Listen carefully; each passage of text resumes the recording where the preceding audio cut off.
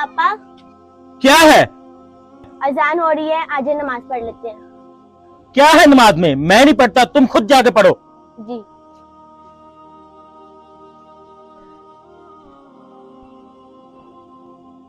इसकी माँ तो मर गई, पर मेरे सीने में बोझ बना के चली गई। आज इस पानी में जहर मिला के इसका काम तो तमाम करता हूं मैं।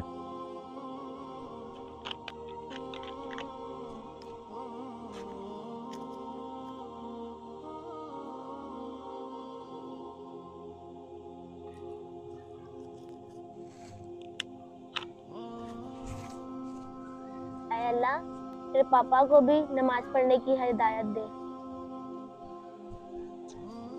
फातिमा बेटा, ये लो पानी पी लो। शुक्रिया पापा। पी ले बेटा पी ले, ये तेरी जिंदगी का आखिरी घूंट है।